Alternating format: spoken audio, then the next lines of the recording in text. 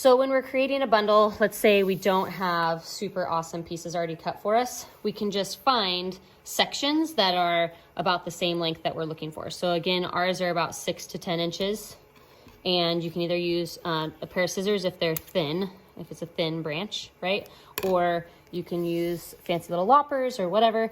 But here's a piece, and then we want a multi-dimensional piece. So we'll have maybe one of these fir bough pieces. And then maybe we'll have another ponderosa pine piece. And again, we're gonna tie these together using a piece of string, a piece of yarn. So around the back, cross in the front, turn it to the back, and then we're gonna tie it, making sure to get them super tight, but not break the string. And then we're gonna finalize that knot and make sure our tie is tight. Make sure again that we leave our tails. If these look a little lame, like if they look a little underwhelming, you can always add multiple layers, but it's totally fine if these aren't super full because we're gonna be layering these, and I'll explain that in a second. So to create your bundles for your wreaths or your swags, the way that I like to do it is have at least 3 different types of plant material, just to add a little bit of dimension and then also to add layers. So I always usually start with the biggest, flattest piece. So we have white fir here. And then the length kind of just depends on how big of a wreath or a swag you're making. So our swags are gonna be about 2.5 feet long from top to bottom. So our bundles are gonna be about 6 to 10 inches. So you want your lengths about the same length so that all of the tops can match up. If the top, layers are a little bit shorter, that's fine.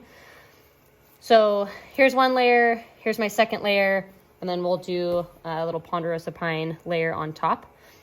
And what we'll do here is we'll take one of these pieces of string. So we're just using regular old green yarn. You can pretty much use any color because the strings will most likely be hidden. I like doing green just because obviously, or brown or something that's a more neutral color. That way it gets hidden even if we don't actually do a good job of hiding it. So we'll take the string around the bottom side. We will wrap across the top. Kind of pull it tight. Then flip it over to the back side and tie. And there's a couple reasons for doing this. Number one, you want to get these super, super tight. So you don't want to break the string, but you want to get them tight to where the bundles aren't going to fall apart. So if you need to, you can have a friend or somebody hold this centerpiece while you're tying, or you can just hold it yourself and tie it. But there's a couple reasons for tying to the back. Number one, we don't want these tails flopping around on the front of our bundles. But number two, these tails are going to be super important when it comes to actually tying these to your frame or to the base of the swag. So leave your tails long. Do not cut them off. Do not do anything with them as long as your bundles are tight. So these aren't going to fall apart when you pick them up or move them around. Then we did a good job. If they aren't tight, either untie and retie or put a new tie. You can't just tie another knot. It's not gonna work. So best thing to do is get it tight the first time. If you don't get it tight the first time, either untie it or cut it and start a new one. But these bundles have to be tight in order to create our wreath or our swag. Okay, now that you have a bunch of different bundles created, I like to combine like bundles. So some of these I created with ponderosa pine and some of them I created with juniper. So we'll do, I'll pair all the ones with juniper together and all the ones with ponderosa pine together. That way when I make my swag, we can put, next step is to get our frame or our form. In this case, we're gonna use a white fir bough. So let me zoom out here a little bit. So we're just gonna use a white fur bow and we're gonna tie to this.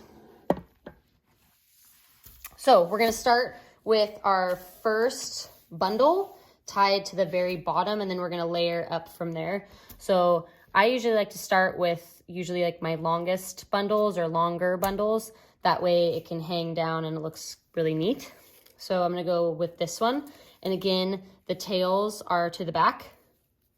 So I'm just gonna kind of layer that on top of the form. And I usually like to tie, if I can, to tie just above where these nodes come off or where these branches come off so that I have support from it slipping down. So you can either start down here or you can start up here depending on how long your longest bundle is. So I think I'm probably gonna I'll start probably up here. So get a good pinch point where you're pinching the bundle to the stem and give it a flip. Pull the strings through to the back and tie around the stem or the form.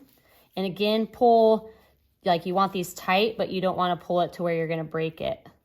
So this is a really good spot if you have a partner to hold while you tie. Super handy. Again, I wouldn't trim these off yet. We can definitely trim them off at the very end, but I wouldn't trim anything yet just in case something wonky happens and it breaks or it falls or does. Usually your longer ones do better at the bottom.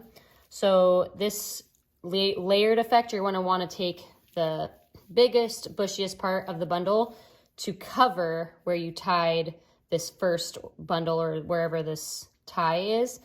So usually about a half up. And then again, you can either tie to these side branches or you can tie to the main branch right here. The key again is just to get them tight to where they're not flopping around. So pinch point and flip, find your strings.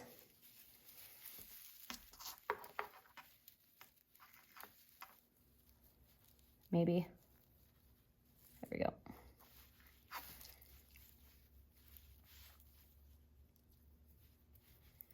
And tie to the main stem, again, tight, but not tight enough to where you're gonna break it. And then turn it over. And we'll get another one with Ponderosa Pine. And I'm gonna kind of tie this off to the side. So we're kind of going outward like this. So pinch point and flip. Sometimes it gets a little bit funky in here when you start getting all the layers. So if you have to, you can kind of drop it down to see where your yarn is.